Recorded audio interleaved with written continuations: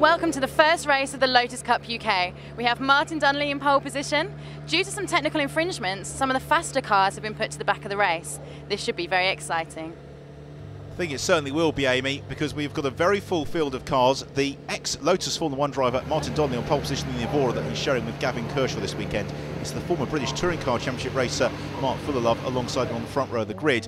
And lining up third on the grid, sharing the number 51 car, David Harvey, this weekend, is one of Britain's fastest rising single-seat stars. That's Ollie Webb. So we should be in for a very exciting race here from a very full field in the Lotus Cup UK. So here's to run you down the top 10 in the grid, with Donnelly and Kershaw on pole, Fullerlove second, it's Harvey and Webb in third, and then Glenn Sheridan and Jamie Stanley fourth in the Exige, with Pat McBennett in fifth and Steve Williams well up in the 211 in sixth. Multitude of classes, a full field, and a large crowd basking in the June sunshine, getting ready for an hour of racing here from the Lotus Cup UK. They're going to have to pit in at some point during the race. It's going to be a bit of a mini enduro, but it's going to be very exciting and very frantic. It's a rolling start, as always, so it's Martin Donnelly pacing the field as they rumble along the centre straight, ready to go racing. The red lights are on, they go out, and away we go. And it's Donnelly who looks to sprint into the early lead in the Evora. Here he goes. Mark Fullerlove in second position. Fullerlove, who was the runaway winner at Silverstone back in April. I think he may have met his match this weekend with the combination of Gavin Kershaw and Martin Donnelly breaking into Montreal for the first time. And Donnelly, who has been seen in Lotus on Track Elise Trophy and also 1,000 kilometre race last year, making one of his infrequent appearances in 2011, showing his class in qualifying. That's a great shame. Now that's Phil Bennett, who was due to share that number 11 car with Chris Dunster. The drive shaft's gone, so they unfortunately were going no further. Let's go back to the head of the field, and Donnelly trying to make good his escape from Mark Fullerlove, with then Ollie Webb in third. And it's Pat McBennett who's come up to fourth, so great start to the race from Pat McBennett. He's fourth. Steve Williams in fifth. It's Glenn Sherwood in the Exige, number 47, who's driving the first stint, so he gets shuffled down into sixth. Make that seventh as Mark Goodey goes through as well. It's Pete Story who is next up on his tail. We go in car with Nigel Ayres, who is looking around the outside of several cars all at once for Agostini. I'm not sure that's quite going to work for him, so he then accelerates up towards Hamilton. There's Steve Train off to the right of the screen on the grass. Hopefully he'll recover back into the race through Hamilton. Varying degree of lines, but nobody quite able to make the move in the car in front, and somebody's also fired off into the grass. Couldn't quite see who that was. The red car, that's Daniel Maratzing in his first ever car race, so he is making good progress as Nigel Ayres does make that move stick. Coming through to the end of lap one, and it is Martin Donnelly who is being put under all sorts of pressure here by the Lotus 211 of Mark Fullerlove, and Fullerlove getting a far better exit from Murray's than Donnelly. Donnelly's going to have to use every single horse under the bonnet of that Evora. He's going to pull away from Fullerlove. That's exactly what he does. So they complete the first lap of the race. It's Tom Chataway and Simon Deacon engage in battle. Wherever you look around the circuit, there is plenty of fighting going on. We're in car with Simon Deacon here on the tail, and giving a slight tap possibly to Glenn Sherwood. He's also got Rob Fenn right on his tail too, so Rob Fenn in the Go Green Motorsport car challenging Simon Deacon, who in turn is trying to pick his way past Glenn Sherwood. Great fighting, of course, on these lower top 10 positions. The dust being kicked up on the extra par by one of the cars ahead, and this is surely the opportunity for Deacon to go through. He moves to the inside of Glenn Sherwood and gains the place. Sherwood looks to fight back in the Exige through Agostini, but he's not going to be able to quite reclaim that position. So Martin Donnelly, who raced for Lotus in the Formula 1 team in the 1990 season, it was one of the years when the Lotus wasn't quite as competitive as some of the other cars, but he did put in a very good showing and really confirmed the potential he'd shown in his junior single-seater career up to that point. Well, plenty of fighting going on throughout the field. That's Chris Setters in car 24 trying to make the move on Stuart Plotneck in one of the production cars, and Plotneck holding on the round outside the Agostini. We've got a spin there. And that is Mike Vase who has gone around. So Vase in the 79 car finds a gear, gets back into the fray, past unfortunately the abandoned car of Steve Train. So Steve Train, a retirement, looking to the head of the production class, and Stuart Plotneck making good ground, but he's trying to chase down Steve Quick and Ken Savage, who are up there in the mix. That's Gareth Howell, the newcomers, just going through shot, and then Nigel Ayres continuing his run up from the rear of the field.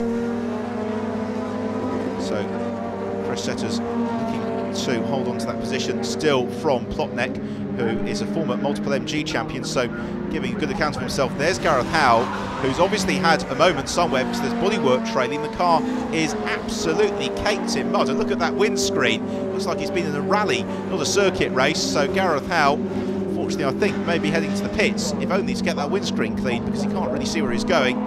As Ollie Webb in the 340R is coming with a little bit of pressure here from Pat Bennett. Ollie Webb is currently racing the Waters by Renault 3.5 series, having raced last year in the British Formula 3 International Open series. Is really a rising star and a good yardstick for none of these drivers to gauge themselves against. As Mark Gooday leads Pete Story, Simon Deacon through Agostini. This tussle of the 211s with Tom Chataway in there, and then the interloper, he's not in the 211, Rob Fenn in very close pursuit. Super fight this onto the 211s. We've really enjoyed these battles, both in Lotus Cup UK this year and also the Lotus Cup Europe, which a number of these drivers also compete in. So the 4 of them, 5 with Rob Fenn attached to the back, turn through Oggies, turn through Williams and out onto the Bentley straight. So what can Tom Chataway do? Can he get a run on Simon Deacon here? He accelerates onto the straight. I'm not quite sure he's close enough to take advantage of the slipstream. Pete Story though is closing in here on Mark Gooday. So Mark Gooday in number 42 car coming under a little bit of pressure from Pete Story in the sky blue orange machine, but Story is a couple of car lengths too far adrift really. Will he be able to gain that through the bomb hole? He turns through the right-hander, accelerates out, some debris on the circuit there, possibly part of Gareth Howell's car adventure. As then in towards Coram. This is looking good here for Story. Is he going to be able to challenge into Murray's? Possibly at the inside. No, he's not, because Mark Gooday covers the line, but then turns possibly too tightly through the corner. So Gooday is going to have to really get a fine run up the centre straight. He's going to keep Pete Story at bay. Back to the production class, and it's Steve Quick looking to make the move on Stuart Plotneck, and Quick does go through, so Plotneck demoted a place. Steve Quick having an excellent 2011 season as well. He won one of the Lotus on Track of these trophy races at Silverstone back in April, and he is well up in the production class here at Snetterton today with Plotneck in hot pursuit. The 65 car, John the Master, is in the pits. He's sharing it this weekend with Hans Baumhart. The engine cover goes up, the mechanics peer in, and not looking too good. And now we're into the pit window, and Martin Donnelly is in. He's handed over to Gavin Kershaw. It's been a great stint from Martin Donnelly. He has built up a huge lead over that man Mark Fullerlove in second position as Kershaw goes back into the race. Amy's found Martin. Martin, first time back in a factory car to race. How was it? I can say hot, but you know, I had a bit of pressure from Mark initially. I didn't allow for the extra fuel, the extra weight in the car. Obviously the acceleration one was good, but around Coram, you know, you just can't afford to go in too quickly or lift the gas too quickly, and the weight was taking the car away from the apex every time, so I'm getting more and more of the gas and getting it more and more oversteer. Well, with the pit window open, the pits become a hive of activity. Steve Williams is out of the car and having that refueled. Also in, we have got Paul McNeely and BJ Jong making their driver change in the number 8 machine as Ken Savage goes back into the race. Amy's found one of the stars of the first leg, and that's Ollie Webb. Ollie, first time driving for Lotus, how was it? Yeah, it was good. Normally the stuff I do in World Series and F3 isn't quite as long. It's about 50 minutes and there's no driver change, single-seater stuff. So it's great to do it in David's car and a friend of a family. So it's really good fun. Very hot today, but we did a long stint and I think we're third and easily first in class. So it's great fun. Well, pit stops continuing as Simon Deacon heads back into play. He's going to have to just watch one of the exeges that comes out in front of him as it's the turn of Jamie Stanley to take over from Glenn Sherwood. So the 47 car will be hoping to move up through the order during the second phase of the race. Well, after the pit window had closed, Gavin Kershaw continued to build the lead of the Lotus Evora, and as he came through the final lap, he had built an advantage of almost 2 minutes over the rest of the field. For him and Martin Donnelly, it had been a superb performance, and really in the closing stages for Gavin Kershaw, it was a case of keeping pace in the Evora and picking his way past the traffic. He exited Murray's for the final time, accelerated up to the line to claim an emphatic Lotus Cup UK victory for himself and Martin Donnelly in what have been a thoroughly enjoyable and very entertaining race. In terms of the overall classification, it was Donnelly and Kershaw who won it, with Steve Williams claiming excellent second, Pete Story rounding out the podium, Pat McBennett solidly through into fourth, and Simon Deacon in fifth. with then David Sear rounding out the top 10. In terms of the classes, well, the 211s, it was Steve Williams from Pete Story and Simon Deacon. The Evora, well, it was just the one car, it won the race. Martin Donnelly and Gavin Kershaw. The Exige Cup was headed by David Sear from Jonathan Mobbs and Glenn Shelton and Jamie Stanley. The Open class went to Pat McBennett from the Fens and Paul McNeely and BJ Chong. And then production class honours went to Ken Savage from Stuart Plotneck and Steve Quick.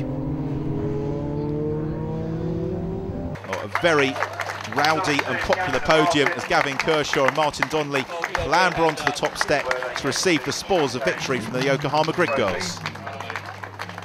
Martin, Gavin, congratulations. You worked brilliantly together. How did you find the race, both of you? Well, I was just glad Martin started. He gave us a fantastic opportunity, but he can take over here. He can do that bit. Obviously, it didn't look as easy, perhaps, as it did. First 2 laps, I had a big moment through Coram each time because I forgot to take into account that we put in about 90 kilos of fuel, and that then takes the car away from the apex. So a couple of times I think Mark was going to get past me, and then once I give myself a good talking to it there, I managed to put my head down, get some consistent laps and open up a gap. So obviously you think about your teammate, try to give Gav a car that he can do something with, and carried on. Steve, congratulations, second place. How did you manage that? You looked very confused as you got told you were there. Yeah, very confused because on the circuit you're on your own, you don't know what's going on. And obviously we inherited second place because there was a bit of a penalty going on, which, as I said before, we've picked up ourselves at one time, so we know what it's about. How did your car go through the race? The car's fine. The second stint started back off a little bit, then Pete started to push, started catching me, but unfortunately, Pete has always managed to have a little bit of a spin and give me a bit of a breather. So Pete, third place, congratulations. Thanks very much. Yeah, it's been a great race. It's a bit hard work from time to time, but and I spacked it up spinning through Coram, but otherwise it was all good. How did you manage to spin it this time? Trying to get past the back marker and slightly overdid it, so best not do that again. That's it from us at Snetterton. We've had a fantastic weekend and I hope you've enjoyed the show. Join us next time where we'll be at Brands Hatch.